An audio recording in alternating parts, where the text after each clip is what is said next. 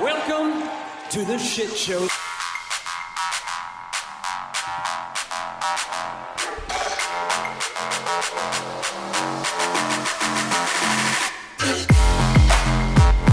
Tom! Woo! Tom, I'm excited. It is the All Elite Wrap-Up. It is December 18th, 2025. We are going to get into some fun stuff today. It's the holiday season, Tom. And each year, we're coming up on a complete 2 years of us being the All Elite Wrap-Up. For anybody not in the know, Tom and I have been doing a wrestling podcast for 13 years now? I don't know. 13 years. And so you can go back to allelitewrapup.com, and there's a podcast link, and you can go back to when we were the Spanish Announce Table. We've also been known as Tim and Tom. There's also been a podcast called Tweet the Table. There's a whole slew. There's probably 1,000 files you could go back and listen to. But what you would find each year, maybe each year from the beginning, or at least start at some point, we do, on the Christmas episode, we do a Dear Santa, where we give 3 wish lists for Santa for wrestling, now sort of AEW, I'm assuming. And Tom, I'm excited for that. Me too. Technically, next week is Christmas, but, we don't know exactly when. We'll probably have to do the show after Christmas, given the days that they fall on this year. So we want to get this in before Christmas so Santa would know. Well, also, we got a jam-packed show next week because we will have to do picks as well. And for Christmas, which just warms my heart, you have to wear the Jeff Jarrett shirt. So for anyone wanting to make sure that we are doing the show, we are doing the show. Tim will be wearing that fucking shirt on Christmas. What time we do the show, we'll figure it out. It's like, even if we do it on live stream from our phones, we're fucking doing it. Tim's going to wear this shirt. Tim's I will drive to his house. I will fucking YouTube live stream me kicking open his door. I'll sit next to him at his kitchen table. We are going to be doing the show. That would be a fun video where you're just staring at me like, put it on, motherfucker. Yeah. I'm not leaving. Yeah. You think I'm leaving? I'm not leaving. Liverpool chat is in the chat. AEW was voted best promotion of the year. Suck it, WWE drones. Well, look, everybody's got their choices, right? But yeah, I think it was Sports Illustrated put out that AEW was a good led the charge in most of their things. And yes, we love it. We love Liverpool chat. We encourage you to get in the chat if you're watching this live with us. We do this on YouTube. You can stay tuned on the exact wins and wears, but it's typically Thursday nights. And I say you can stay tuned. You can do that at allelitewrapup.com. You can subscribe there. It's completely free. We're not selling your information, but what we're doing is we're sending you an email each week telling you what day we're going live, and you'll know when. And that reminds me, Tom, you can also email us. Nobody did that this week because, That's okay. Holidays, they're busy, right? Yes. It's not because they don't like us. It's because it's the holidays. And now you can email us at aewrapup@gmail.com, and we will read and or play that here on the show. But, Tom, I'm excited about Dear Santas. Unless there's anything else you need to get in or off your chest, this is therapy hours. What do you think, real quick, we can just do a thumbs up, thumbs down, because we also have to do our year-end recap, so we don't want to give away everything here. But let's go through quickly the AEW awards and just give a thumbs up, thumbs down, or like thumbs in the middle. We're like, maybe, but I'd have to think about it, right? Okay. Okay, so promotion of the year, AEW. Oh, yeah. That's, 100%. Yeah. Okay. Best on the mic is Timeless Tony Storm. 100%. 100%. Yes. Here's the only thing I would push back on. This is why I'm doing this. Middle is because, because Hangman's arc from going from I'm punching Christopher Daniels in the face to now I'm everyone's favorite babyface. Check out the title. That is pretty impressive. So that's why I'm doing this. Female Wrestler of the Year, Mercedes Moné. I'm down, all the way down. Yeah, I mean, I don't agree, right? If you're asking me to make the list, I'm not putting her there. I can see how people would, but if you're asking me in 2015, yes. It's this 10 years later, it's the same thing. No. Breakout Wrestler of the Year, Kyle Fletcher. I'm doing this. I'm doing that too because I don't know the other company again. If we're sticking to AEW, like is what you're asking, you're going through the ones that AEW won, or whatever. I can't think of anybody else who at least I'll give you gained as much, right? I'll give you one. Bandito. Bandito. Yeah, I just still think like might have gained as much, but I don't know where they're going to go with Bandito. I don't feel like there's much more than what they've done with Bandito that they're going to do. But Kyle Fletcher, he could have the world title for a year sometime down the road, I feel like. Yeah. Male Wrestler of the Year, Hangman. I think we're both in an agreement there. Storyline of the Year, Hangman Page's redemption arc. I think we're in agreement there. Yep. Tag Team of the Year. Honestly, I do feel like part of that caveat comes, though, that like it intersected with the storyline of the Death Riders. Yes. Those two colliding into that moment. You know? Right, I agree. Yeah. Tag Team of the Year, FTR. I'd have to do this because I'd have to think of others. Yeah, but I don't think there was many others, right? That's part of the thing is the tag teams that are tag teams. Mm-hmm. You know, so there was the Brodito, I guess. Brodito. You might throw Young that Bucks. Because you got to think Young about Bucks. the Broke Bucks and all of that fun stuff, right? That's true. To me, they just didn't do a whole lot of tag team division work in that. I agree. Yeah. Rivalry of the Year, Hangman versus John Moxley. I'm doing a strong this. Yeah. Because I know one that I think I'm going to pick. And well, so I mean, we'll you had see. Hangman Swerve is an option in there, right? Yes. Mine. You also had the Tony Storm and Mariah May. Tony Storm, Mariah May is Yeah. going to be what I most likely will pick. Mm-hmm.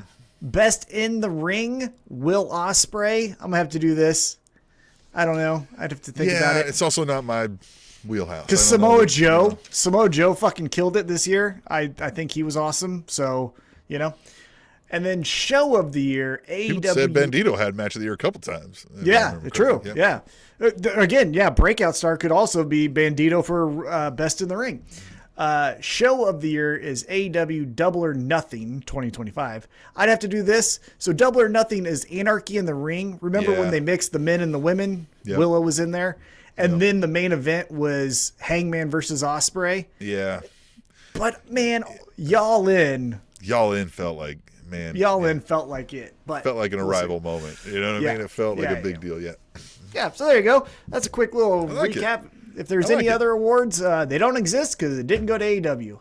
Yeah. I heard a fucking nerd yesterday say that their favorite promotion was TNA. And I thought to myself, you don't have a friend. You need to make friends. I bet you would like better things if you didn't. I saw a video on TikTok where, and I'm going to use this phrase now, she asked for them to cut her chicken sandwich at Burger King, right? The long chicken sandwich, right? The old school chicken fritter sandwiches they got. Asked them to cut it in half. Well, they did. The long way. And she's like, y'all done fucked up. And she was like, I know y'all must not be getting no pussy. Because, like, look at this sandwich. Yeah. And I was like, that's a great line. Yeah. I'm going to use that. Yeah. You cut it's butter very the long evident way. you don't fucking get laid. And I'm not going to stand for this. Yeah. Because, I mean, all right. TNA. Jesus Christ. TNA. Oh, also, just for some fun official news, since it's here right in front of my face, we now have an official craft beer of AEW, but I guess it's specific to AEW World's End. It's the Two Hearted IPA. Have you ever had this? I have not had this. No, have you? I think I have, because the can looks familiar. I'll say this. I'll do what they would want advertising to do. If I see this beer out and about, I'll purchase it and I'll try it because of this, right? Because I saw it on AEW. Let's do it. Yeah. Next week, let's try for the. Well, here's what I want to bring up because it is Christmas time, and that does invoke a feeling of gift giving, right? And I want to allow you to now have the knowledge, you listening to me live or watching me live or listening to me later, that you too can give gifts to us. You can go to AllEliteWrapup.com. There's 2 donate links. I got 2 ways for you to do it. And you can give us money. Specifically, we have a long-standing tradition here, like we do with Dear Santa, of the Slater Gator beer sponsor of the week. And that's where you give us money to buy beer.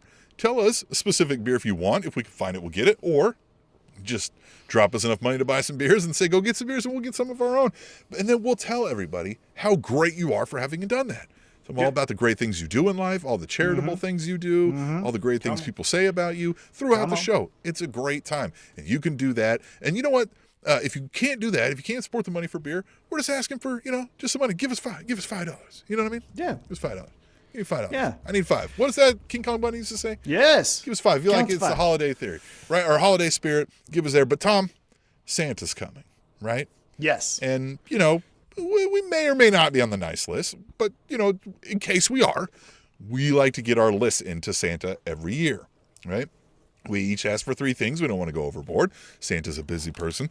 So we like to say, this is what we would like for the upcoming year in AEW / wrestling as a whole, depending upon what they are. But Tom, a little surprise for you here.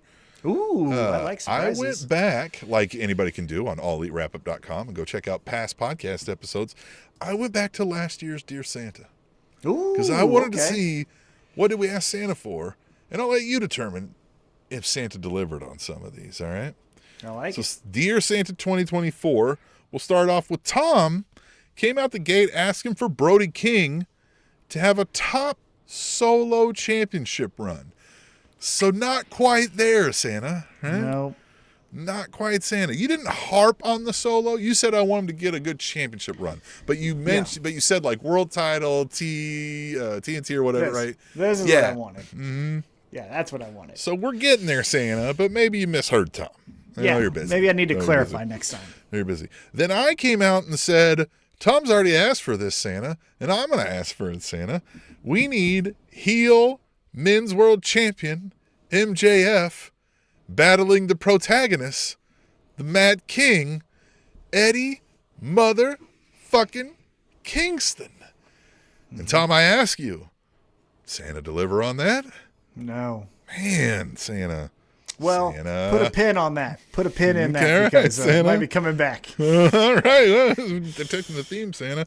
All right. Tom then came out and said for his second wish, more specialty shows in historic venues. I feel like we might have maybe if we got this, because we got a residency at the ECW arena. Yep. We've been doing some residencies down there in Texas. Mexico. We had we did the arena Mexico. I like these smaller venues. They're not all named shows, right? Yeah. Smaller venues, but I think we did. Yeah, I think we did good there. I would say this. Like if we're doing a thumbs up, I would go here.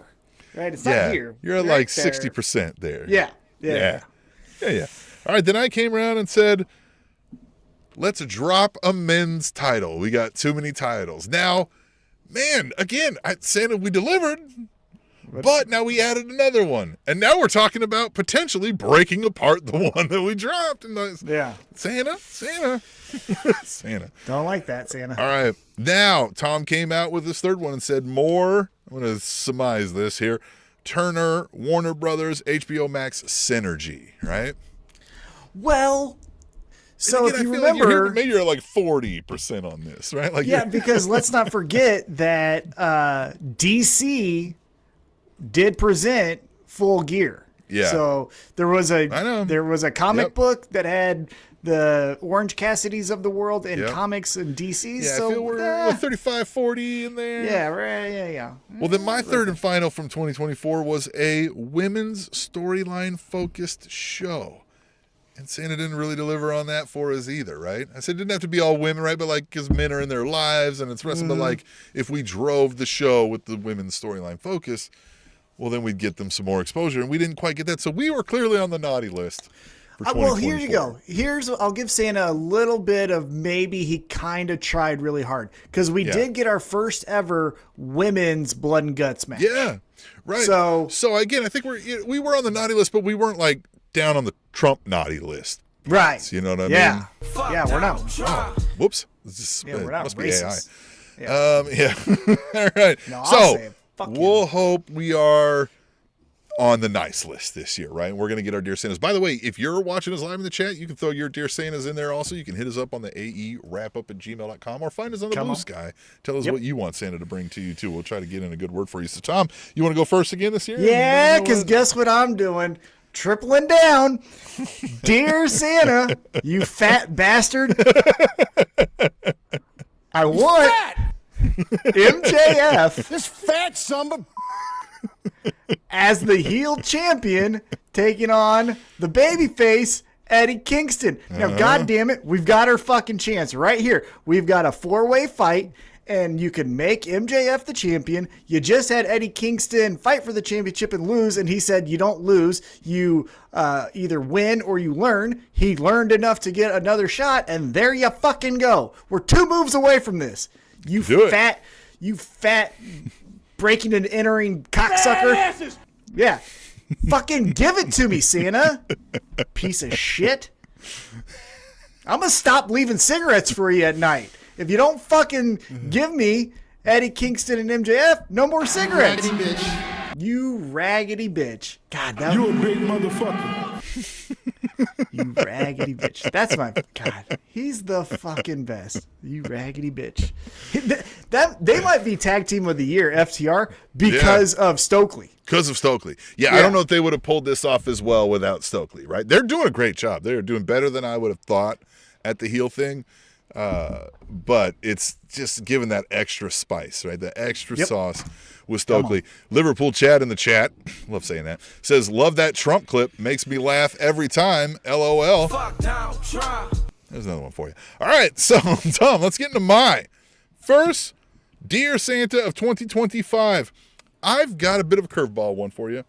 I want a more simulation style new AEW video game. Now, I understand it won't be released in 2026 because if they do it as well as I would want it, it would take longer to build it. But I would love it to be announced, right? I want them to consult with EA. I want them to consult with Rockstar on like how to make this a game that I want to play throughout the year and doesn't get old in a month, right? And it's not just the moves and trying to battle a friend. I don't got friends, and I'm not going online, right? I want to play in the storyline and the quote-unquote open world as much as you can do in a wrestling video game. Get imaginative, right? Change the culture around that, right? Let's change what wrestling games can be. That's what I would like to see. Or if you're going to do...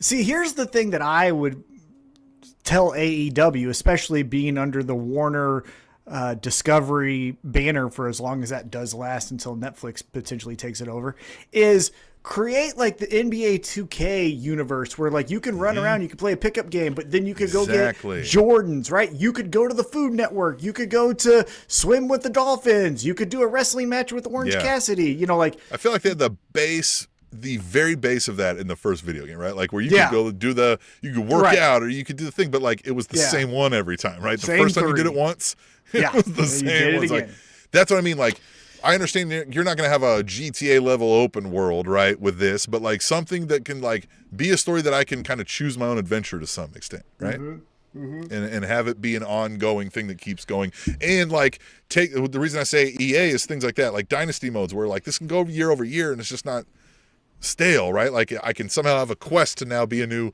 champion in the third year I'm doing this in the game, right? Like let me get into it. Let me dive into it and feel immersed, right? Yep. Yeah. All right. My second one, and I'm getting now to the nitty gritty. You better come on. Let's do this, you fat bastard. Dear Santa, She's fat. I She's want not only you. ugly. She's fat. That's your wife, Santa. I want more consistent TV time for storylines. I'm tired of this. Jack Perry is and Luchasaurus are a tag team, and they're kind of with Kenny Omega and the Young Bucks. But now, what are we doing? Who knows? Now I understand that's a little bit of a pivot because Jack Perry filled in for Darby Allin. But what I'm getting at is we need a consistent. Like I need to know, essentially, the 6 to 8 wrestlers I'm going to see weekly.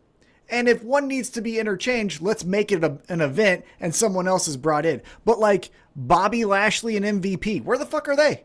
That's what I mean. Like I would rather you give them an off season, right? Give them 3 months off and we just don't hear from them. And then they come back and now they're in a storyline while the next team gets 3 months off, right? I understand injuries make you have to shift some of those, right? So you have to have people that are willing to fly by the, you know what I mean, change up your time some and all that kind of jazz. But like, I'm sure you can work around some things. But like, perfect example like, think right of this, now. Like before I'll let you, if you don't mind, we liken this a lot of times too, because we say it's not a real sport and it isn't. Like we liken it more to like very athletic things like a circus, like a Cirque du Soleil. You don't think they give some of these people vacation time? Like when they're going year round, like you have, you know what I mean? People that weave in and out of the performance and the storyline and they manage it. So certainly you could. Yeah, I agree. And so, because like a perfect example, as you were saying that, and as I was thinking it, is like MVP.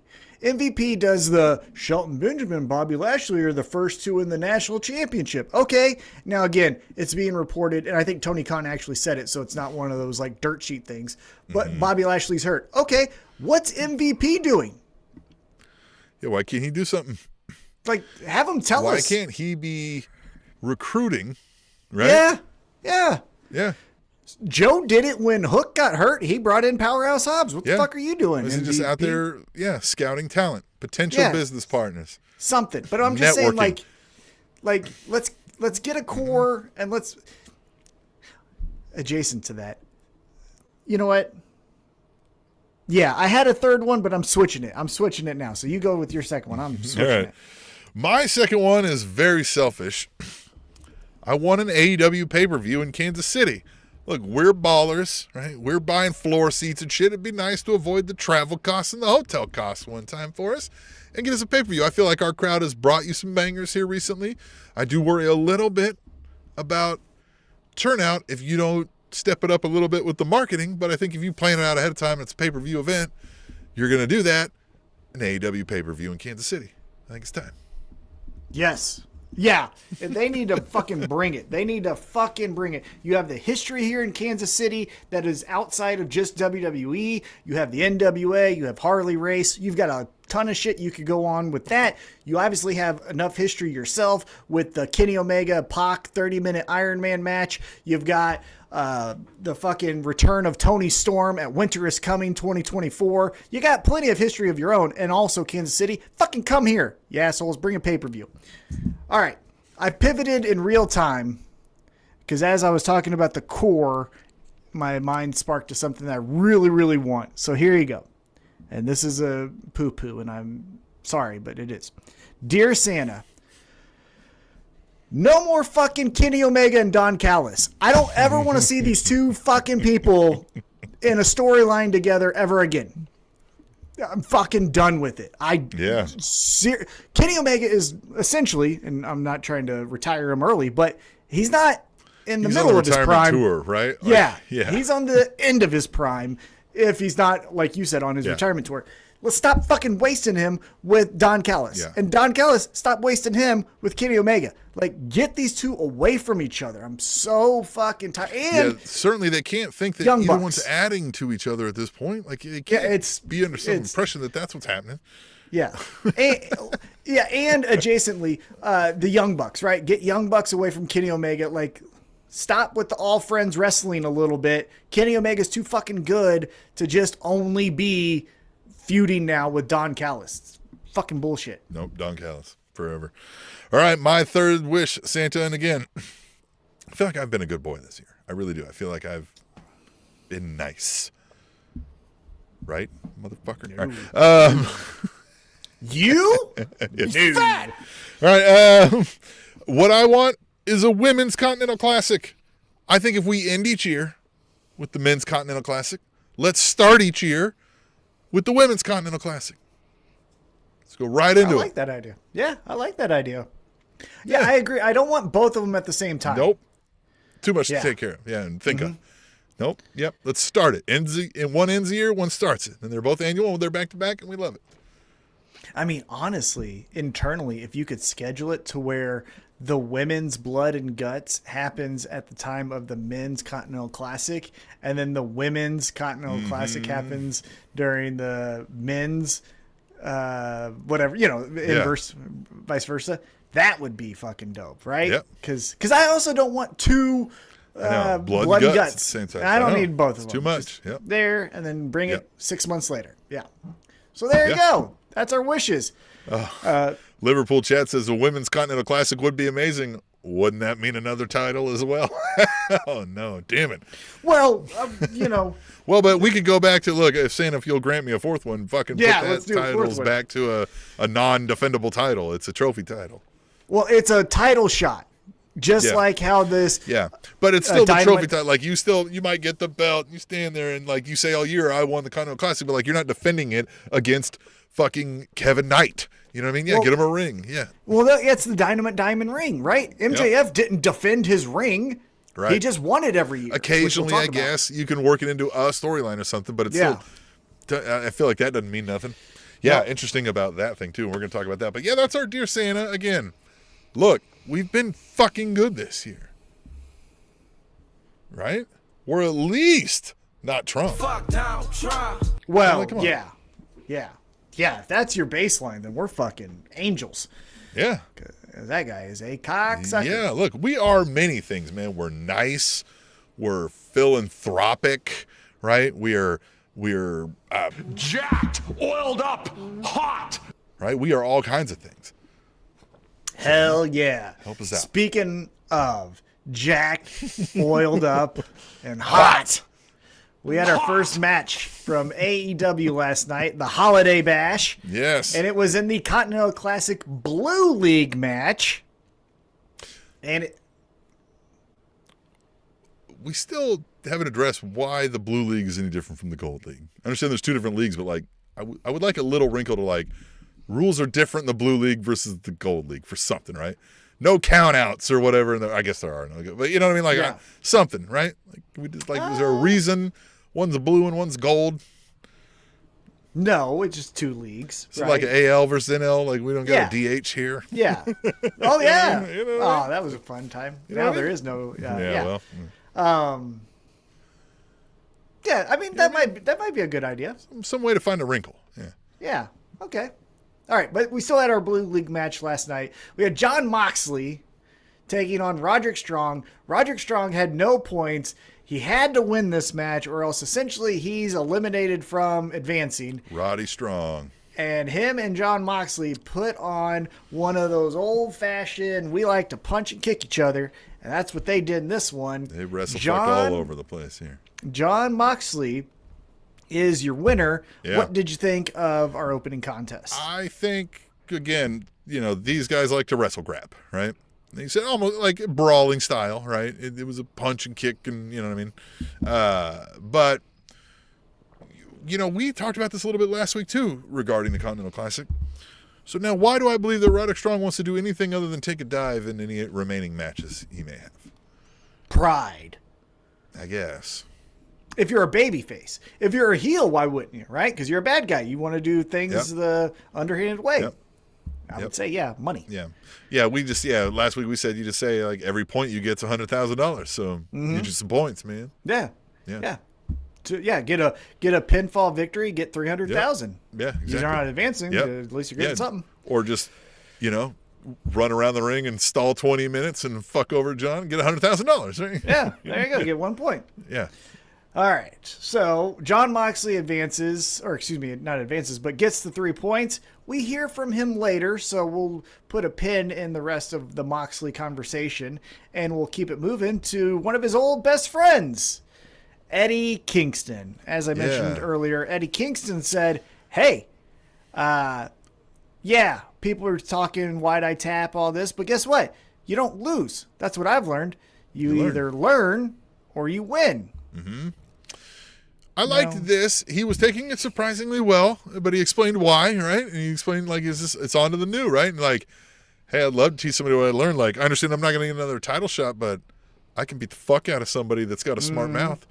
So who wants to be that? And actually, hold on. I think it was announced today who he is facing. Let me see if I can find that real quick as I'm buying time. I will buy time by giving you my opinion. I don't like when people say this. You fucking lose. You lose. Yeah, you lose. You fucking lose. Yeah, you lost. You learned from your loss, but you lost. Yeah, you lost. You fucking lost. Yeah. I love the phrase, somebody's comeback, I'm not going to take credit for this, when they say everything happens for a reason. They're like, yeah, sometimes that reason is you're a dumbass. Mm-hmm. Right? Like, yeah. sometimes that's the reason. That is the reason sometimes is you're, or the reason is you're not that good. Yeah. Right? Like, the reason is you didn't fucking measure up. God dang it, I'm still trying to find this here.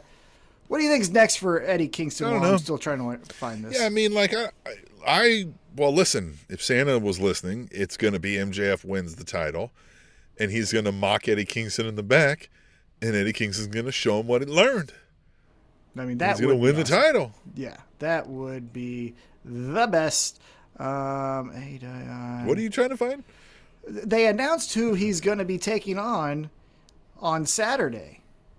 And Well, it's on Saturday, so it won't matter. I know, but it's someone that I'd never That's heard something I of. should ask Santa for. They could ramp up the meaningfulness of the Saturday storylines a little more, I feel like. Isn't this bullshit that I can't find just the announced fucking thing on their social media? Like, this is nonsense, guys. You fucking trash. I'll keep looking for it. I'll probably find it by the end. But yeah, because here's the thing. Oh, there it is. Fuck you. Nathan Cruz. I don't know who this guy is, but Nathan Cruz is going to be taking on. It went oh, off. good. Yeah, we saw it. Good. Right, yeah. Here. There you go. Nathan Cruz versus Eddie Kingston. So, Okay. if you know who Nathan Cruz is, tell us, because we don't. Now, Yeah. I will say a programming note. The Continental Classic matches and Eddie Kingston's Open Challenge for AEW Collision, it's going to be at 1:30 on Saturday. So 1:30 in the afternoon. I like that. Yeah. I like that. Okay, so Eddie Kingston gives us the Open Challenge. It's answered by the guy I just told you about. And we keep it going. What was his name? Yeah. Cruz? Nathan Cruz. Nathan Cruz. That sounds like a bartender, doesn't it? Hey, Nathan, give me a Jack and Coke. Yeah, it feels. My favorite bartender, Nathan Cruz. Or it's like your neighborhood farm bureau insurance agent, Nathan Cruz. Or like a middle relief pitcher, right? Coming out of the bullpen, Nathan Cruz. He's got a slider that'll buckle your knees. Or a jobber on AEW Collision. Yeah, watch him be someone like fucking that rules because Eddie Kingston works with people who are good. The next biggest name in pro wrestling, like folklore, right? He's gonna be on the next Rushmore person.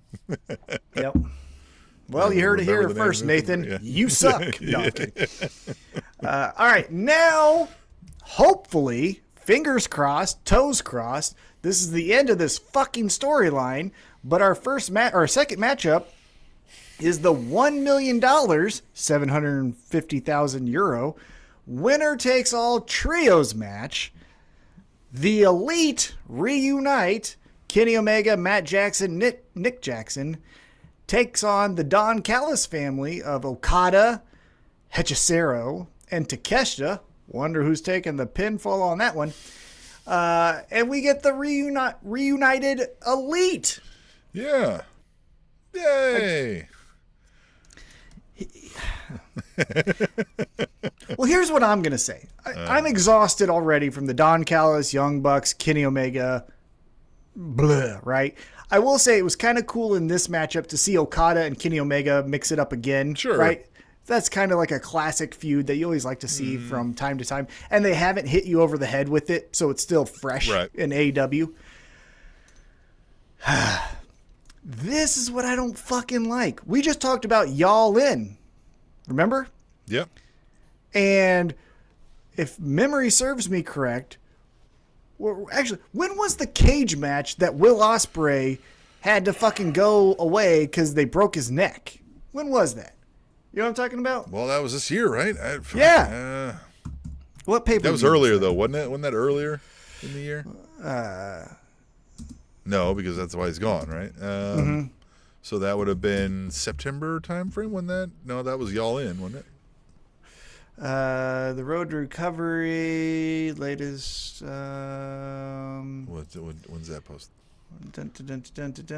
It was posted. Oh, that says 2 days ago. Obviously, you didn't get hurt there.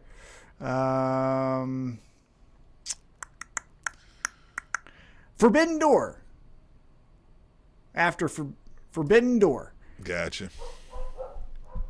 We're forgetting the fact that the Young Bucks were taking baseball bats to Kenny Omega's hands so that the Death Riders could essentially murder Will Ospreay. Forgave him. Friends. If I'm well, here's the thing is, sometimes we have guys just kind of come back and it doesn't really make a ton of sense, i.e. right now Swerve. It doesn't make a ton of sense that he would go right for the championship because Don Callis family took him out, remember? Yep.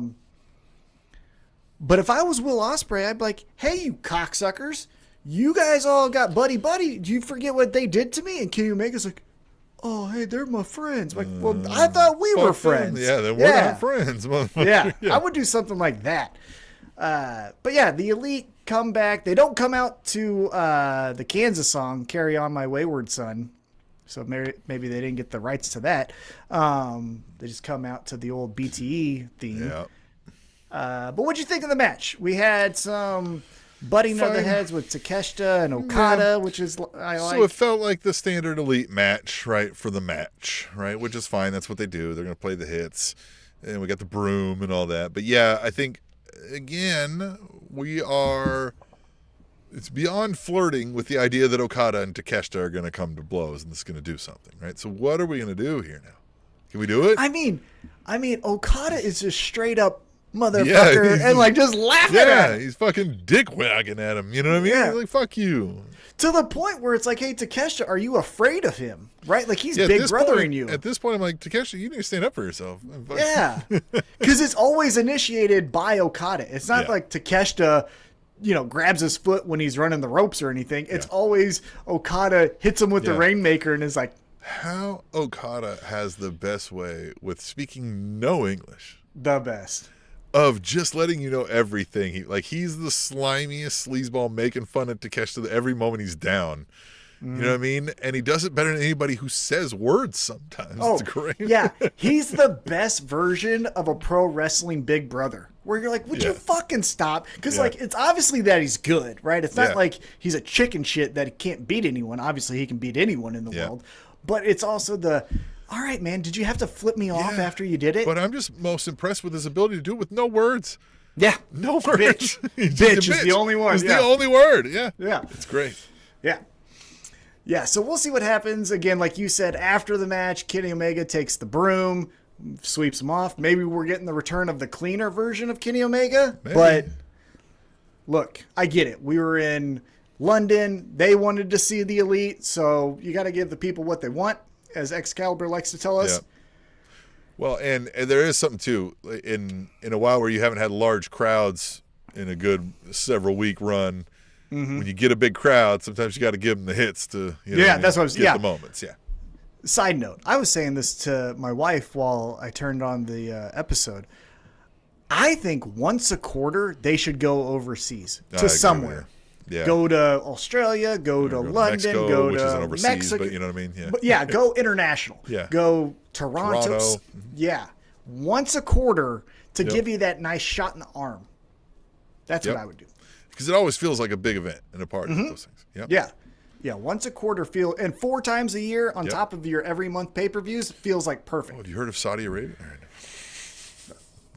Hey, those are people too. They are. Fuck down, try. Oh, goddamn, this slips out. I don't know if I can. Man. Whoops. Oh boy. Tim, next up, we had the big banana. The big banana. The big banana was Forget who the big banana is. Well, we had the contract signing for the main event of World's End. And let's talk about this. So, first off, the 3 individuals that we know that are going to be in the main event cut promos on each other. Swerve mentions the Samoa Joe tribal tattoo in TNA. Hangman and Swerve have their we might fucking Hangman beat each other up. Spent a lot of time talking about why he felt sad about losing the title because he had all these plans for it, and it just kind of made me be like, well, tough shit, man. You got your ass beat. Why are you talking about this? All right. Well, I think one thing, not to get ahead of ourselves, but let's live in a world where Hangman doesn't win this championship. I think his first, and not a big time feud, but I think his first target post this main event match needs to be Hook, because Hook is the one who cost him the championship. You know what I mean? Yeah. I understand taking it from Samoa Joe, and Samoa Joe is your target, but again, let's live in a world where he doesn't win that match. Work on getting Hook in a better spot too, right? Let's get a blood feud between Hangman and Hook and get Hook in some of these death matches and shit. And I mean, we obviously know what's the quickest way to get us to boo someone, have them fuck with Hangman, right? You have Hook taking out Hangman backstage and doing all these kind of things. But you know where the complexity comes in the gray areas is, what if Hangman were to get a little handsy with Taz? Now we're like, wait, well, it depends on Taz's attitude. True. Yeah, but still, man, I feel like Taz has reached that like Tony Schiavone level where we're like, don't touch Taz. You can put your fucking hands on Taz. Well, I could see this. Well, at least with Taz, we feel like Taz can still defend himself to some extent. You know, Yeah. the injuries and all. Well, picture this segment. I could see okay, let's picture it's Dynamite, right? Hangman is walking backstage. Let's just say Hook comes up, hits him in the back with the chair, stumbles him. He falls down. He looks. Hook kind of laughs at him and runs off. Hangman starts to run after him. They run to the ring. Yeah. They go by commentary. Hook puts Taz in front of him. He's like, "Oh, you're gonna hit Taz? Everyone loves Taz." Yeah. And then Taz could just be like, boom, and gets him right in the eyes. And Hangman's like, "You motherfucker!" And then Hook is beating the shit out of him, and Taz is just giggling. Yeah. And he gives Samoa Joe a hug. Yeah. You know what I mean? Yeah. He gives Samoa Joe a hug. You get the rest of the ops beating up on Hangman, but it's Hook and Hangman after this World's End. That's what I would do. I like it. Because, okay, you lost, tough shit. But the real reason that he didn't really address is it's because of Hook. Hook is the one who fucked him over. Yep. And then again, Samoa Joe, he's doing his big baller brand, looking like he's coaching a Rucker team for a summer basketball league. You know what I mean? And so they all three sign it, right? Yeah, he does look like he's an AAU coach. Yeah. And so they all three sign it. Da-da, da-da-da, da-da-da. And Tony Schiavone's like, "Hey, here we are. That means, at World's End. This is your main Lights out. event. Lights out." This caught me off guard. Yes. And that fucking Inspector Gadget villain music hits. And here comes... I kind of don't want it to change now. It is I know. what it is. I like it. But, well, neither does the crowd, because did you catch they Yes. fucking instantly started singing it. It's so fun. Yeah, it is fun. It's fun in a dumb way. All right. Yeah. It's a fun song if you turn your brain off. You know what I mean? Mm-hmm. Like if you just like, hey, let's just not realize it's a bad song. The it's fun. thing saving it is like the beat's fine with it. You know what I mean? So like you can get to the groove and the bass line. It just, you kind of forget that it's like. Yeah,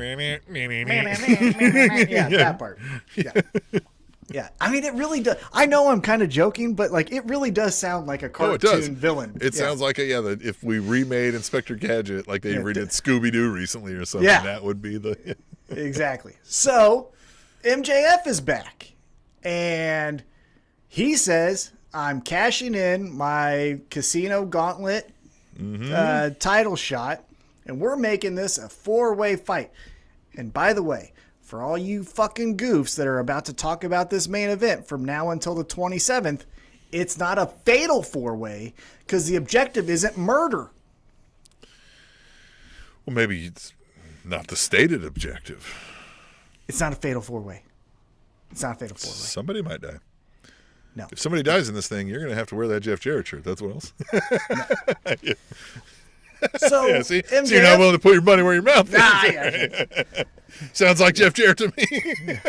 God damn it, Hangman, live! I'm just going out there to give him CPR. I can't wear wear this the fucking shirt. I can. Fuck your family. Listen, I don't give a fuck about your kid. I can't wear this fucking We'll go shirt. fund me for them. They'll be fine. Yeah. Listen, the shirt. Have you seen this shirt? Yeah. Okay, so he comes out, and MJF, like I said, now it's a 4-way match at AEW. He tells Tony Schiavone, "Get your fucking big tub of goo ass out of here." Mm-hmm. And then he says, kind of addressing the elephant in the room, "Why am I doing this?" Yep. And it all centers around Hangman. Because he says, "Hangman, you called me a coward." Mm-hmm. And again, I'm going to paraphrase here. But so what I'm going to do is I'm going to beat you and your greatest rivals and keep you away from the Same championship time. all in the same night. Yep. So suck on that. What do you think about that part of the explanation? Good explanation, right? Makes sense. It sounds like something a heelish guy who took the low road would say when he's feeling himself, right? Yes. I don't even need to do this. Yeah. Now, I did like that it didn't just apply to Hangman, because then he turns his attention to Samoa Joe. And he said, last year at World's End, you took that championship. And then he addresses another kind of elephant in the room, and he goes, and let's be honest, then everyone turned on me, right? I was the babyface of babyfaces last year. You beat me, and then now everyone hates me. He's not wrong. And Samoa maybe causation versus correlation argument in there, but all right. Yeah. But I love when Samoa Joe gets challenged because it feels like he loses, like, oh shit, this is a work. Because he's like, you want to fucking go with me? Well, because he starts to interrupt him. He's just like, well, this is all. And he's like, you shut the fuck up. Right. Yeah. And then fucking like, oh, really? Because he goes, oh, really? And then fucking like got in his. Yeah. He gets I think he had to remind himself, like, oh, I can't really hit him here. Yeah. I can't. Yeah. Powerhouse Hobbs grabbed his wrist. Hey, man, calm down. Yeah. Kayfabe. Yeah, let's go. And then MJF turns his attention to Swerve. Well, actually, Swerve says, don't forget about me. He calls him Gluteus Maximus. Yeah. Not bad, but also, you know. Is it an insult to say he's got a, you know what I mean, a fat ass? Like, what do you? Yeah. Thought that was okay. And so MJF goes, Swerve. Oh.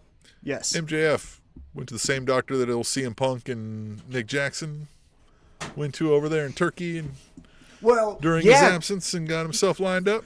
Well, I think he continuously does that because remember Adam Cole gave him shit about that a while back. Yeah. So he's went in for treatment number 2 now. Yeah, I think he's going in. Which, do you remember my friend Julian Marquez? He's a fighter. He was in the UFC. He's from Kansas City. Yeah, I'll talk about that. He went over there to Turkey and got his hairline, and he did like a whole vlog on it. That shit hurts. Oh, I bet it does. But I also get with a guy like MJF too. Like, if you're trying to be in acting and shit, and like, it is what it is. You gotta, you know what I mean? You gotta do what you gotta do. Yeah, and also, who gives a fuck? Yeah, who gives a shit? Yeah. People color their hair all the fucking time. Yeah, exactly. Yeah, it is what it is. Yeah. Mercedes Moné has a different hair color everything, and nobody's like, yeah, exactly. Yeah. Ooh, we're in a wig. Yeah, no one gives a shit. Although, maybe she might want to visit that Turkish doctor because that shit's starting to go behind her ears. Anyhow, I digress. We'll talk about that goof in a little bit. But what MJF says to Swerve is, hey, me and you, we started at the same time. He even says, because I don't know you as Swerve, I know you as Shane. Mm-hmm. Thought that was interesting. Then he said, we're building up our names, and then I decide to be the best homegrown talent. And he gets back in Hangman's face, and Hangman's like, you suck. And then he says, but you went to WWE. And then everyone boos WWE. And then he goes, it's a fine company, which it's not. But he actually, he's like, it's a totally fine company to work for, guys. Stop it. It's okay. Yeah. Like, it's fine. Tino Ibarra jumped in chat, says, just stopping by to say, hey, Merry Christmas, you filthy animals. And then Adam Pearson joins us, says that MJF promo was great. Adam Pearson is great, and he knows greatness when he sees it. Well, I want, while they're here, let's just jump to the controversial moment of the night that I keep seeing. Is so, as MJF is cutting down Swerve, he says, you remind me of another person. And he says something about baby oil and all that. And then he calls him Diddy. And I feel like a broken record. But my friends, bad people say bad things. I don't fucking know how you can insult people and then don't want to be mean. And again, like, I don't understand what's bad about him liking it. Like, you know what I mean? Like, I don't get what they would have beef with that joke, I guess. I don't understand what's the negative thing they're saying. Well, because of who he is, which again, he is a despicable person, but like, of course. But that's what I'm saying. So are you when it's not. So that's the evil thing to do, right? Exactly. And other people suck too that have been brought up and no one's batted an eye. And also, it's fucking topical. It's the #1 thing on Netflix right now. Like, you know what I mean? Yeah, exactly. It's not as if he went into the archives and pulled out, Grandmaster Flash or something. Yeah. It's fucking despicable. How many times have you probably seen this in a battle rap video already? Sid? Oh my God. Yeah. 10,000 times. Yeah. And so these clutch my pearls. Oh my God. Someone said something mean. Get a life. Adam Pearson says MJF is a heel who acted like a heel in a made-up sport. Like, guys, it's okay. Get over it. Yeah, that's the other thing, too. Fun fact, his name isn't MJF. Yeah. Oh, you fucking God. Don't cave it. Yeah, give it. So, yeah, I wanted to bring that up. Anyone who is clutching their pearls about mean lines from mean people need to shut up and either stop watching and read a book or fuck off. That's what I'd like for you to do is just Piss off then. Exactly. And so then MJF closes it with now everyone knows I'm Maxwell Jacob Freeman and I'm better than you. And then the crowd finishes it with, and you know it. So, initial thoughts on a 4-way fight for the men's heavyweight championship. Just as fine as a triple threat for me, right? If not, but once you start going multi-person, fucking throw in a couple more. I don't give a shit. You know what I mean? Like at that point. So fine, I'm always appreciative of when MJF wants to show up, right? Yes. Yeah, I've never felt where I've been like, why don't you go away for a little bit, right? Like I don't know that I've felt that with MJF yet. That's not to say it couldn't happen, right? But I don't know if this is long term or if he's here to do this match and go back to some movies. Like I don't know what the deal is, but we'll find out, I guess. I will say this. After that segment, what didn't become abundantly clear, but did become noticeable to me is Hangman is the main character of AEW. We all agree on that, right? Even MJF says that, right? I mean, he was. Is he right now? Well, I think he needs to fire up the next couple weeks. Yeah. I don't think he can just be sitting in the back saying, I lost my title That's and what I want it he back. came away as that to me. It was like, I had plans to do cool stuff with that title and give everybody a shot. But like, well, too bad you didn't get to them because you fucking lost, man. Right. Like, yeah. Sorry. Yes. Ace, this'll you'll like this. Adam Pearson says, I recently watched Marty Supreme, and I'm annoyed that Timothy Chalamet stole a car and killed a dog. See how dumb that sounds? Oh man, there's a dog that dies. I wanted to see that movie. I can't see it now. Spoiler alert. I didn't realize. See, I told you I don't watch movies. I didn't even know that was a movie that was like new. Yeah. It looks really good. He's like an asshole ping pong player. Yeah, Tyler, the creator's in it. Timothy Chalamet's my guy, by the way. I've told Tim this. Yeah, no, that's why I thought you would, yeah. Yeah. He's fucking cool as shit. He's the second greatest Tim you know. Yeah, probably. Yeah, you're like, I got to figure out who the first is, but yeah, he's definitely the second. Tim Hardaway. Yeah, probably Tim Hardaway, then Timothy Chalamet. Yeah, exactly. Easy. Yeah. But yeah, what I was getting back to though is Hangman, I think, needs to put his foot down and say cowboy shit. This is, I'm not saying he needs to punch himself to where he bleeds again, but we might need another promo like that. I think we need to get more into that. Look, I don't think it's too tongue-in-cheek and old school wrestling to go back to the idea that like we're gonna hit the catchphrase a little, right? Wearing a cowboy shit shirt and yelling cowboy shit when you beat the shit out of somebody a little more often will bring some of that back, right? Like we'll give some of that kind of like rallying cry behind you so that we equate cowboy shit, right? That's how we're gonna chant that stuff. That's how we're gonna like do it. So like embody it a little more, right? Cowboy shit ain't like, let me tell you why I'm upset that I lost. Like, fuck, man, drink up and let's fucking fight again. Yeah. Remember the promo he did with Will Ospreay before their match at Double or Nothing when he was like, I've wasted 2 years essentially doing this whole thing and this is why I need the championship. Let's dip our toe back into something there. Dog and determination is what I think of when I think of a cowboy, right? Yeah. You're going out there and I don't give a fuck what happens here. If I got to wrestle this bull to the ground, get it back in the damn pen or whatever it is, right? Like, we're going to do it. Yeah. Kill this coyote, whatever it is, right? You just do the job. Don't kill animals, though. There's no need. But you know what I mean. Yeah, I know what you mean. All right, then we keep it going. So yeah, that's our 4-way fight. You never been attacked by a pack of feral hogs, Tom. All right, never mind.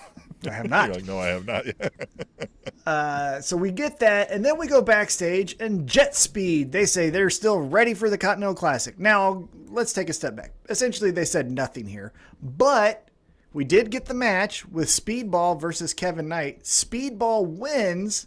What'd you think? Yeah, but did they set some of that up? Did we did we do this so in case we need to go, all right, you guys go your separate way? They set up a little bit of, I'll say this, we talk a lot about Kevin Knight and all the future and all the potential he has. The mic skills need a little work. They're still not quite there. I think he's not suited yet for conversational promos. Yes. I say something, right. You say something. I say something, you say something. Right.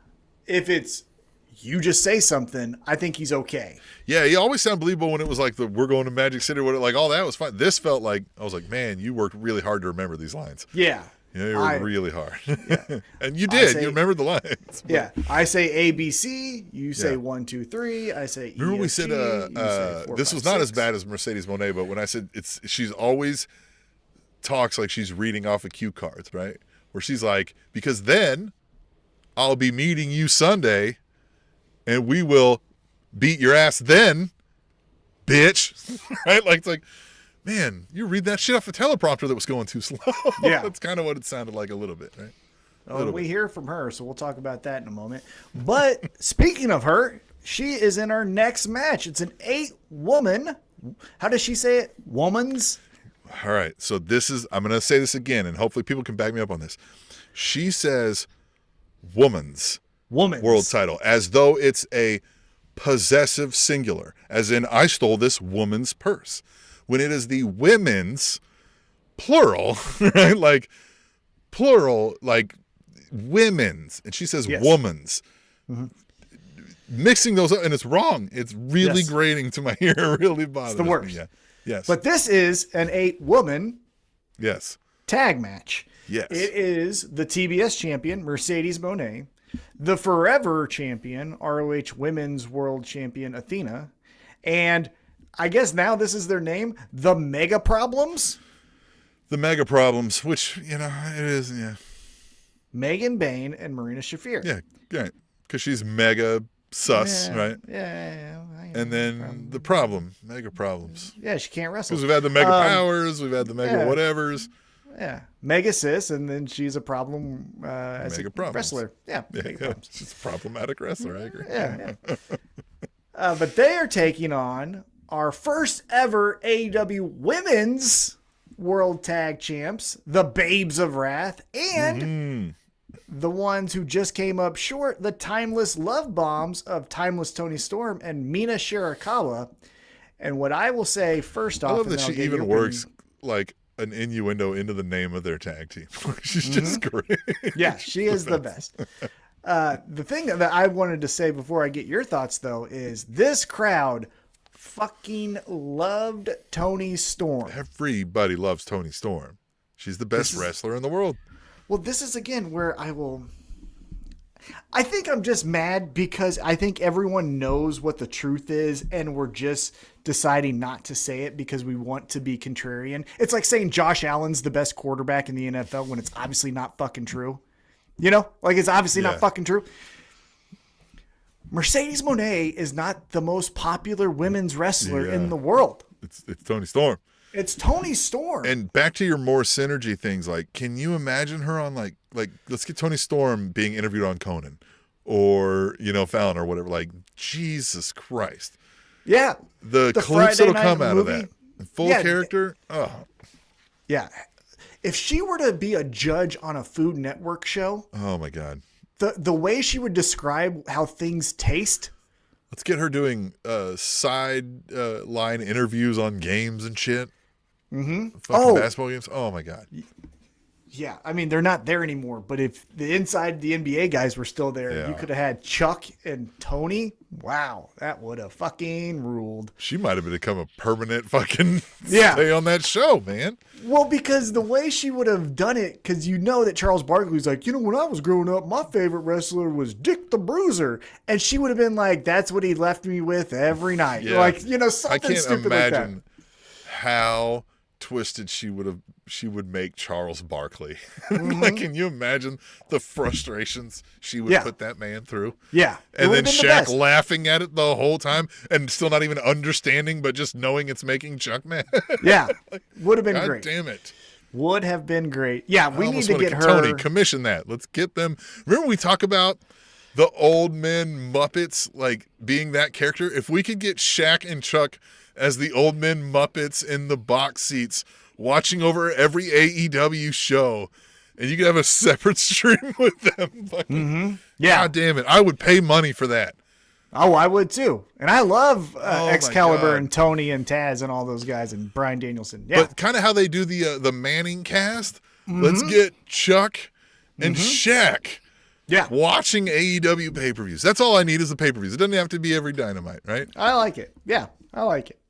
Who would be your second choice? Let's go down a quick rabbit hole. Tim here. and Tom of the All Elite Wrapup. Well, yes. But I'm saying we're obviously I too don't know who do you expensive got for in them. mind. So again, I'm not as in tune to current celebrity culture. Well, you got to think old people. That's where I'm going at. Yeah, because they're old grumpies, right? Yeah, old grumpy people. Man, that's so perfect, Shaq. So maybe Shaq. you could get the what's the guys who go out and do the pranks, right? There's 3 of them, but Impractical Jokers. yeah, you could get some of them guys because they're not unfunny guys on their own, but Nah. they're gimmicky. Who you got? Who you got? You would have to pay a lot of money, and they could not be in the same room together. But it would be hilarious because they are probably the 2 grumpiest pro wrestlers going right now. This But is if Bret you- Hart. And Goldberg. Oh, if my you got God. Bret Hart and Goldberg. So their commentary would not be entertaining to me. I want somebody But that's going to everything have would fun be watching disagreeing. this. But everything would be disagreeing. Yeah. Yeah, what a suplex. That wasn't No, a I want to suplex. put them in the room together. I want to Yeah. make them sit in that box seat right next to each other. That would just be. But wouldn't that be amazing if And then the they contract connected? states to Bret Hart, you have to call him Bill Goldberg only for the rest of it. But wouldn't that be great if they connected over something? Like they hated Speedball Mike Bailey, right? They're like, yeah. fuck this guy. Very he doesn't wear specifically. shoes. Something like everybody really likes, you know what I mean? Like they just really hate Orange Cassidy and they're like, fuck him. Yeah. I don't fucking get it. He doesn't want to try. What a pussy. Yeah. That would be the best. The best. But going back to this match, our 8 women wrestling each other, we get the heels win. Yeah. Which I thought was interesting. So you got to get the women's got the titles. but those are the, again, you're telling the layman that the 2 best women's tag teams in the world. Well, so here's what it is. combined- But now there's a reason to have a title match with somebody, right? Yeah. So that's how that works, right? You lose, Yeah. Tom. I know that, but They didn't lose. They learned. Yes, we always learn. Yeah, they learned that they weren't as good. Yeah, they learned that they're a loser. Yeah. So we will put a pin in the fallout from this match, and we'll keep it going. And now we're going to go to the Gold League, and we get Pac, London's own, taking on the Protostar, Kyle Bastard Fletcher. versus the Protostar. And this one shocked me Yeah. because you had Kyle Fletcher lose to Speedball Mike Bailey So you thought for sure he's not going to lose again.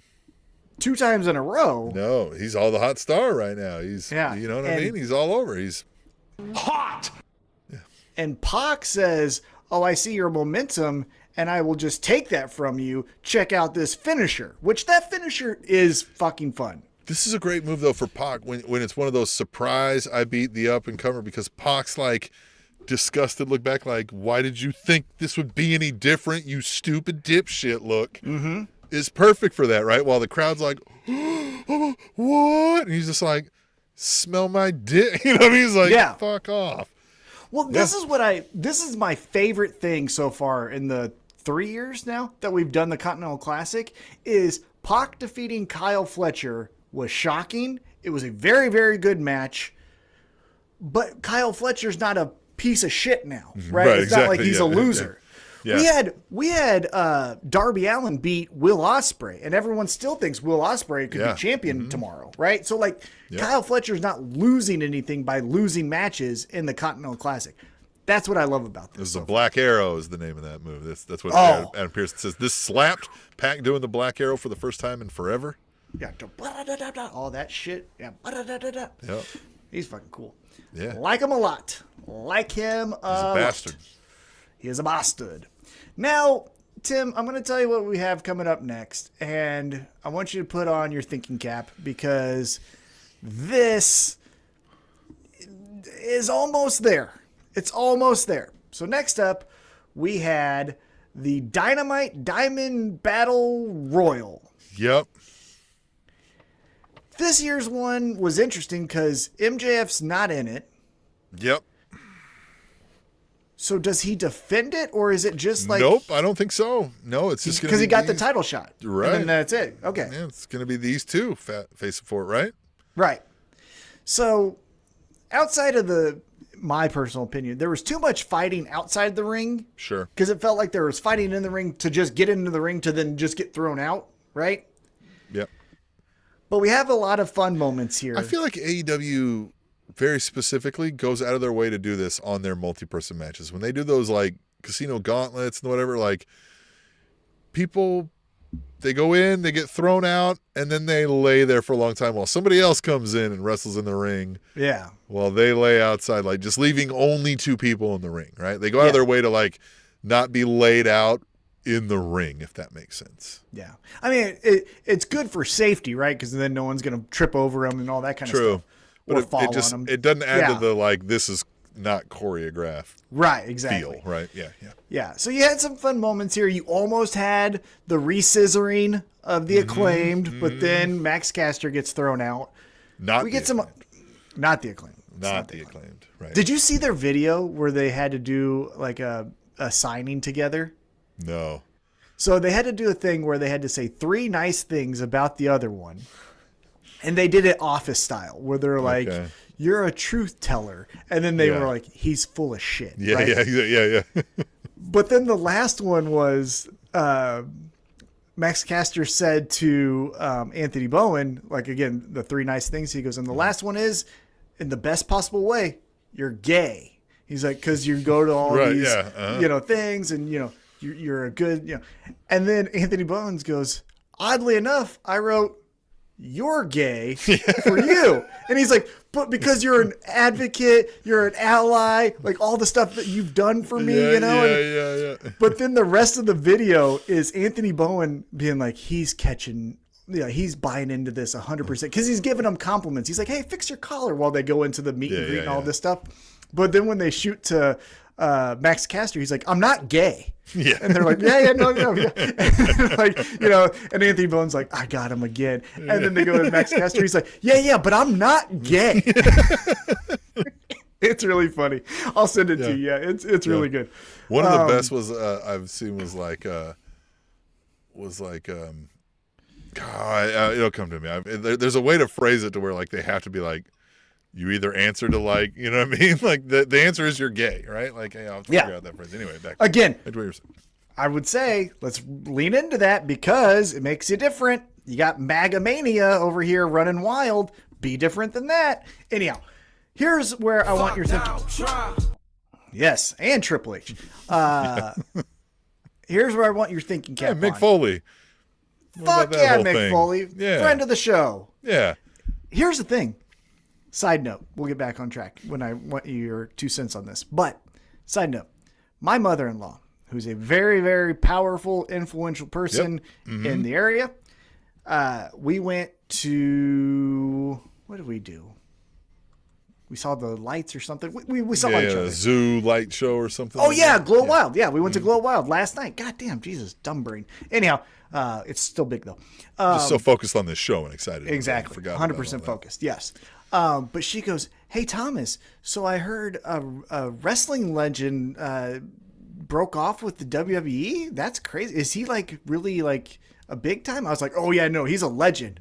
New York Times best-selling artist multiple times over. Well, that's where she saw it, was in the New York Times. That shit made the New York fucking Times. Good job, Mick Foley. Man. Yeah, he's a big name. And at least, it is what it is. Like, materially will mean nothing, but at least, like, you know what I mean?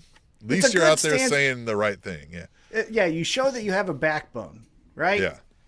Anyhow, all right, let's get back on this. So, the Dynamite... Sorry, I just look at the Dynamite Diamond Ring ends with Bandito and Ricochet, which is awesome, But then they just stand there. I hate that. Yeah, I would rather you do 2 battle royals, right, and each winner, right, or whatever you call it. I like that. Yeah. Because then cut you can even 'em down. recycle some of the same people. It's just next week, you know what I mean? Second shot, right? Like, you know what I mean?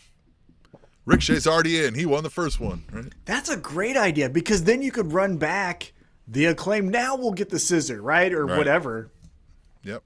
Or you could do 2 in one night and then you could get Or you can more just do talent. 2 separate ones. Yeah, exactly. Yeah. Yep. That's a way better way. Yeah, because then they're like, they ring the bell and Ricochet and And they sold it well. Like they were like, "What do you mean? I want to beat these Yeah. motherfuckers' ass?" Right? Like they're like they had to figure out like, I got to stop. Like they played it off as awkward, but Yeah. like it is awkward. They shouldn't have to play it off as awkward. We don't. I love your idea. Because the idea I had was then just start the match. But that might be a 45-minute segment with the Right. Battle Royal and the match. Yeah, so, true. yeah, I think I like your idea better. 2, Right. both And win. now they're Yeah, that's the way to do it. That is Yep. the way to do it. Good job, Tim. Yeah. Thanks. So that was technically the end of Dynamite. That was you know how Dynamite, I yep. know? Because I had to back out of my HBO Max to then start Go the to Collision. fucking one. It's Yep. so stupid, guys. Yeah. YouTube TV's figured it out. Just come on. Can't. Yeah. Come on. And also, just make it one recording. I don't think anyone's ever going to be like, oh, I just want to watch the Collision part. No, you'd watch Yeah. the whole fucking thing if you're going to watch it back. I still wish, and they not all the matches that we're going to talk about here for Collision were bad, but I still wish they, when this is a 3-hour extravaganza for the night, treated it as all one show. I know, like, you can still call it 2 shows, but like make Collision end as the main event, right? Like this is, I guess it gives people option to check out at 2 hours if they wanted, but Well, what I would do is the theme that they started when we went to Wrestle Dream was have a match, and then when Collision starts, fire off the fucking Right. fireworks while Yeah. they're fighting, right? Like, Yep. then you get some energy going. You know what I mean? Yeah. Like, that's what I would do. But we don't do that.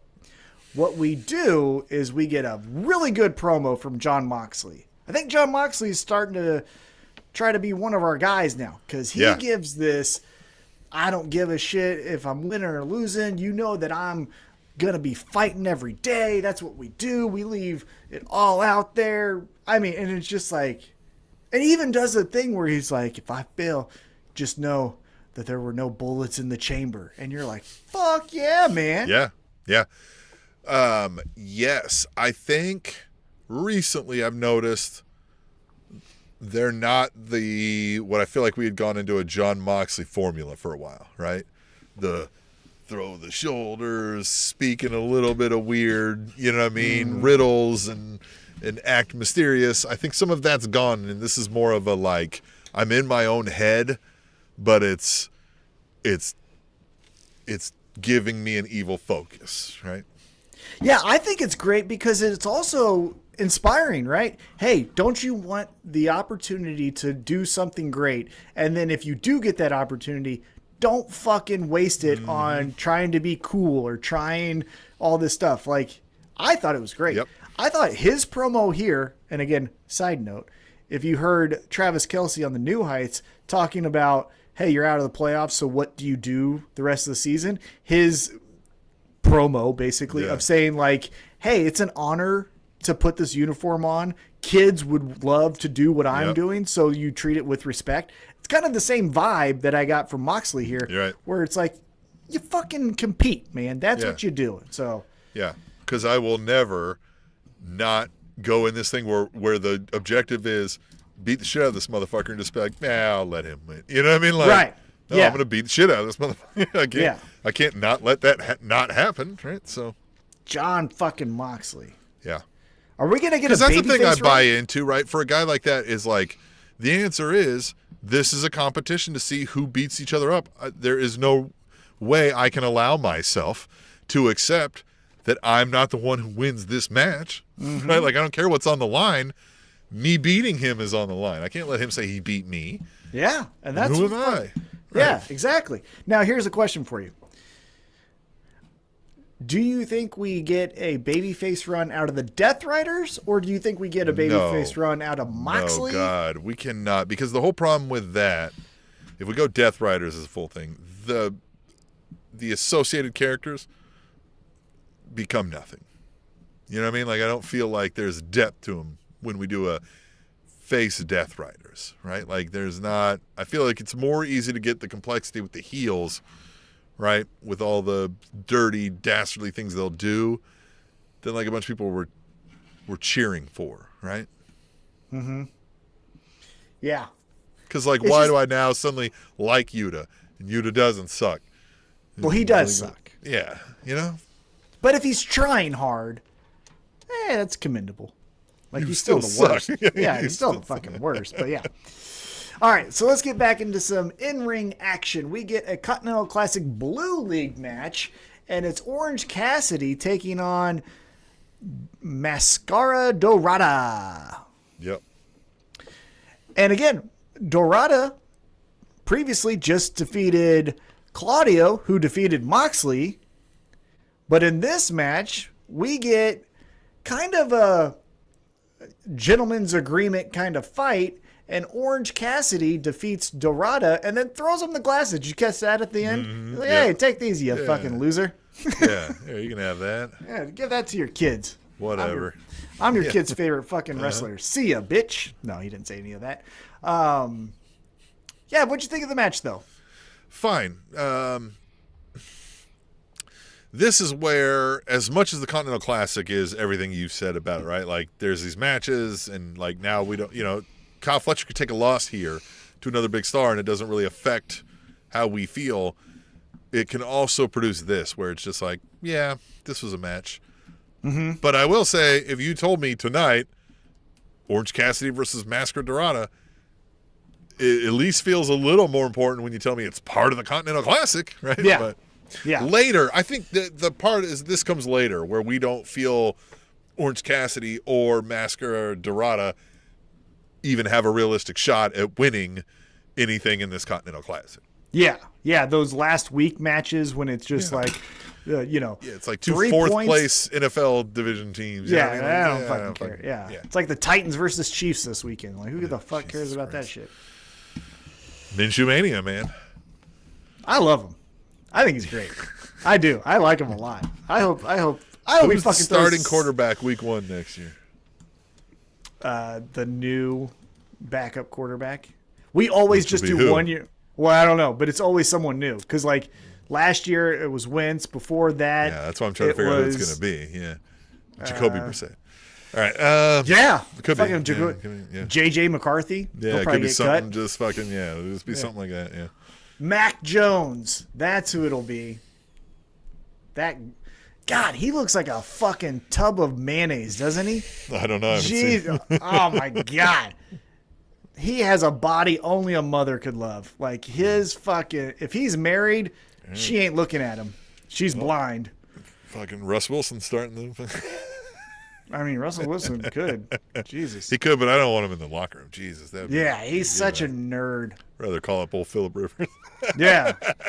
Yeah, call up Andrew Luck. Hey, you do anything? You fucking Stanford dork? Yeah. Listen, we just need you for 3-4 weeks tops. Yeah, there you are. Just $10 million. Get the fuck Looking out. like a caveman. Let's get in Yeah. here. Everyone, happy June. Anyhow, see, that's an inside joke that you don't know that I do. Yeah. That if I was talking to Emily, she would laugh a lot. Anyhow, all right. So Orange Cassidy gets the victory. Then we go backstage, and I like this dynamic because I don't think Mercedes Moné understood what the fuck was happening. So Lexi Nair, a minion in training, is interviewing Athena and Mercedes, and Lexi kind of is like, hey, Athena. Da, da, da. And Athena's like, hey, buddy.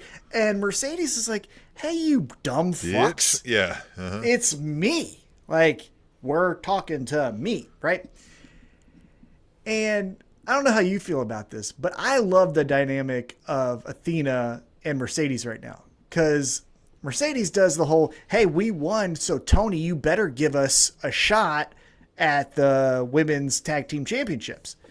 And Athena's like, yeah, that would be great because then what you're going to do is you're going to make sure that this and this and this happens. And Mercedes is like, what the fuck? And then Athena's like, yeah, that is right. And she just walks off.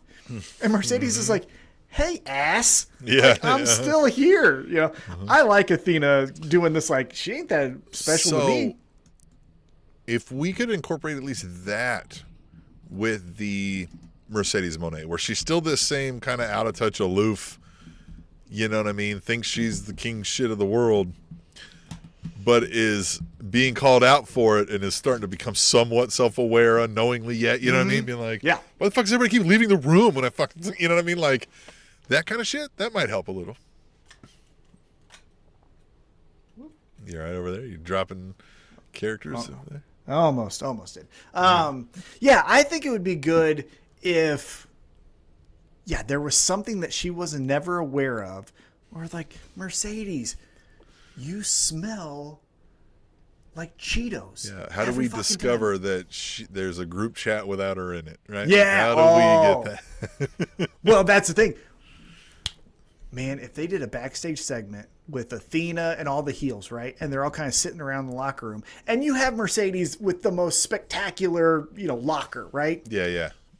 But the rest of the girls do an inside joke, right? Where they're like, big banana, right? Or whatever, Yeah. And she's like, yeah, big banana.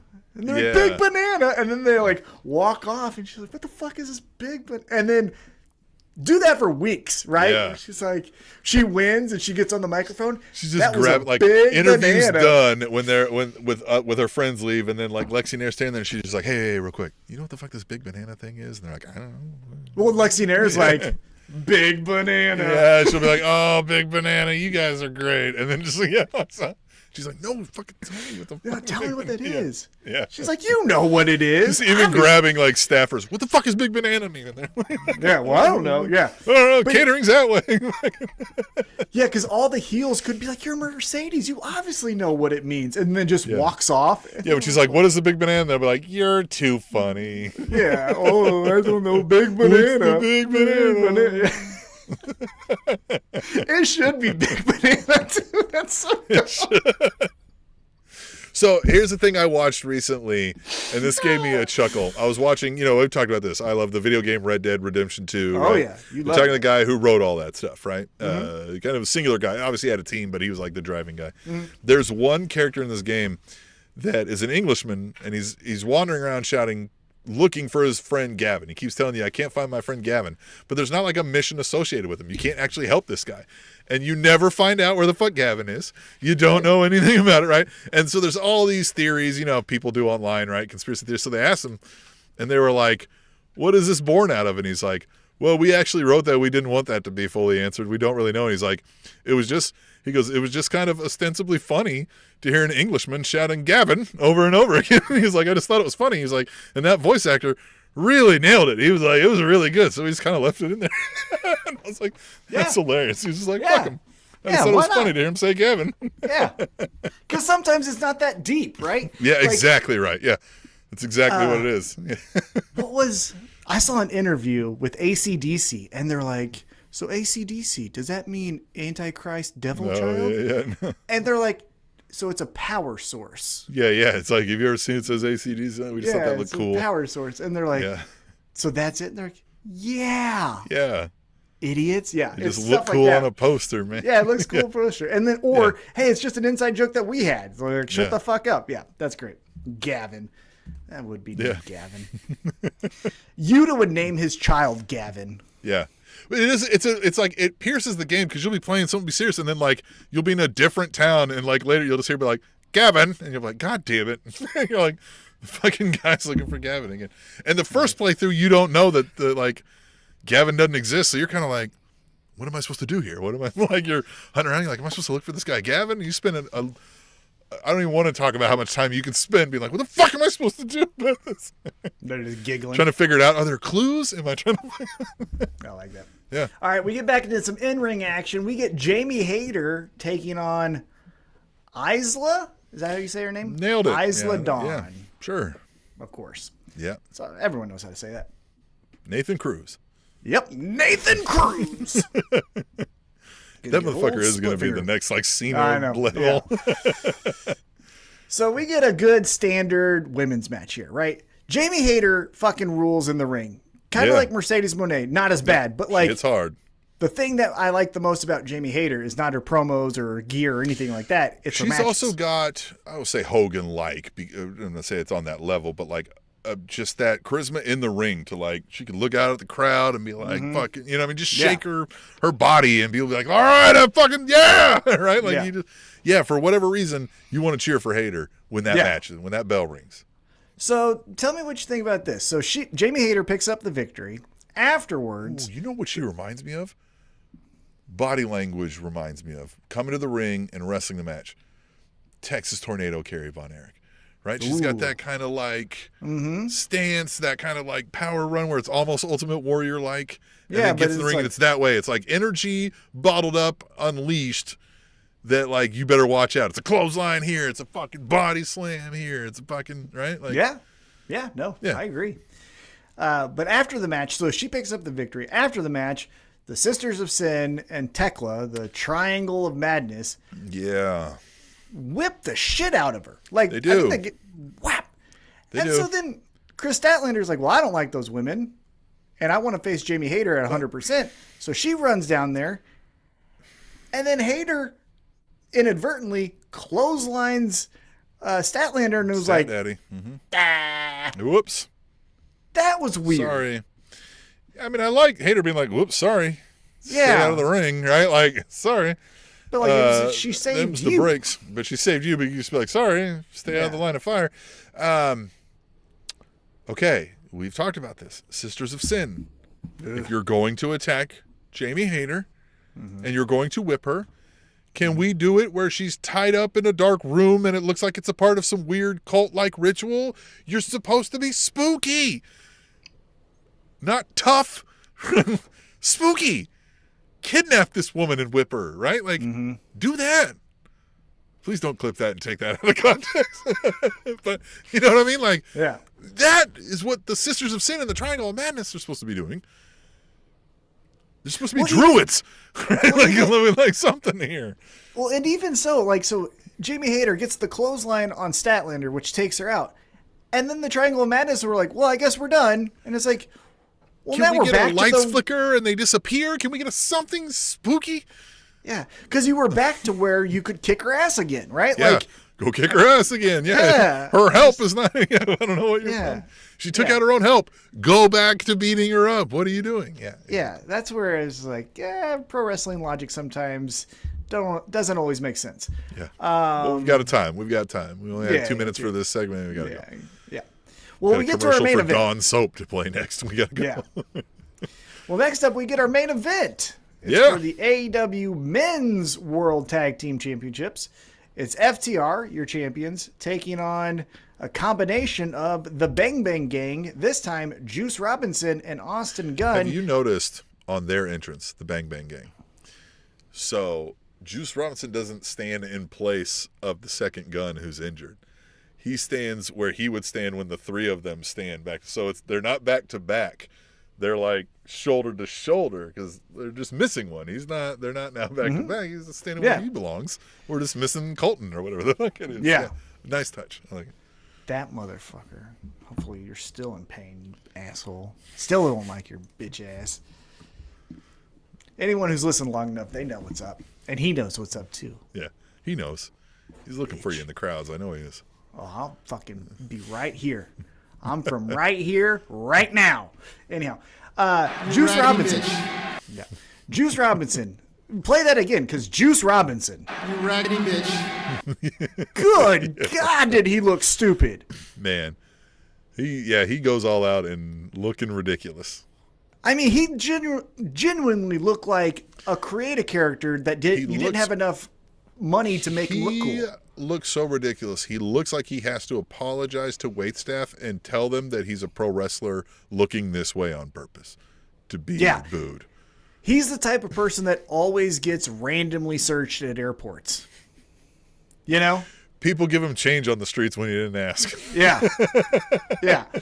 I mean, it's just, I'm not homeless. Oh, sorry. Here's Keep it anyway. $5. Yeah, Yeah. keep it anyway. Yeah, By the sure. way, give us $5. AllEliteWrapUp.com Yeah. on the donate link. And then Austin Gunn.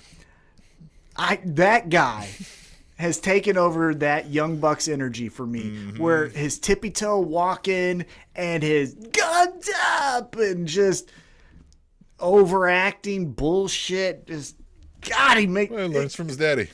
it makes my skin crawl. Well, at Yeah. least Billy Gunn was fucking cool. He had Austin a Gunn, cool swagger to him, at least. Yeah. this motherfucker has a tattoo of John Wayne Yeah. on purpose. On purpose. And this kid is at best what, millennial, yeah. if 20 not younger, and Let's see how old like he is. yeah. I mean, so if not millennial, younger, right? Gen Z or whatever the fuck, with a John Wayne tattoo. What am I missing here? Like I don't get it. Oh, goddamn. He's too old to be in the club. He's 31. That's I what I'm saying. thought Like, he- you tell me he's one of the younger millennials, I might believe it. Yeah. Yeah, I just fucking don't like him not a bit. Not a bit. Not a bit. But I will say, they kind of have a formula, but I really like FTR matches. They Yeah. always seem to be fucking fun. Like, I think no they're matter who another it one is. who's figured out how to be in the moment and really play. Like, again, they come across as not for an inkling feeling like they're an actor playing a role, right? Mm-hmm. Like, every bit is real. Their snarkiness is real. They feel it. They live it. They are it. Yeah. FTR is, when they said tag team of the year, I was like, kind of just by process of elimination, I was like, I couldn't think of anybody else that would measure up. Yeah. Yeah. Storyline wise, again, you might say the Young Bucks because it was fun with the Broke Bucks and all that stuff. But yeah, FTR, as far as like, FTR is such a good tag team that you could show it to anyone and not have to worry like, dude, are they going to say some inside joke? That's it you too. know, like, Well, when people talk about like, well, I used to watch back in the day, they fit with that. Attitude Era people would love FTR. Yeah. Current day wrestlers would love FTR or wrestling Yeah. fans. Yeah. Yep. but yeah, it's one of those things where like, as good as the Young Bucks are, and again, I have gone a full 180. I used to hate them. Now I think they're really, really good. But like, when they do the Meltzer driver, I can't explain that to my wife. And right? not in a way Like, that it'll really hit. Like it yeah, doesn't- and then like, so it's a writer that they, and it's just like, it's just fun. Okay, just watch, Yeah. you know. But FTR, all their moves, first off, sound like wrestling moves, and then they wrestle like wrestlers. You know what I mean? So, Yep. yeah, they're awesome. But they get the victory here. They stay your men's world tag team champions. I will say this: time to build up the rest of that division. Right? We need. Yep. We need to. Again, agree. I don't know how hurt Bobby Lashley is, but Sounds hurt. maybe Shelton Benjamin and someone, right? We recruit a new member. Right. The intern to the hurt business. That's what we need. We need an intern. Every good business needs an intern.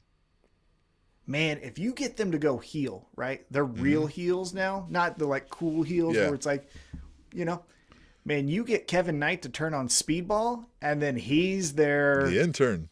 intern. Yeah. That'd be fucking cool. I'd I like agree. that. I agree. All right, man. Or if they got Leo Rush. Yeah. That'd be a fun one too. Be a good one. Yeah. Yeah. I like, like it. that I one, like it, man. There'll be some good stuff. I feel like we're in a good spot. I feel like Santa's he's gonna live up to it this year. He kind of He's gonna give us Eddie Kingston and MJF. This fat son of a Yeah, Badass. Yep. he better. And then again, remember AEW Collision Holiday Bash Saturday, 1:30 in the One True Time Zone. You check what time that is for you. And don't forget special start time. Well, it's not Saturday. It's a Thursday. It's the Christmas day, right? No, Saturday. It's this Saturday. Oh, this Saturday? Oh, we get another thing Saturday? Nice. Yeah. And then we Nice. get Wednesday and Thursday. Then we get next week. Wednesday and Thursday, and then we'll probably be here either Thursday night, Friday. Stay tuned to AllEliteWrapUp.com. Come on. Go there now if you want to donate and give us Come some on. Christmas gifts. And that's it. Yeah. Yeah, fuck it. I will see you next week, dumbass.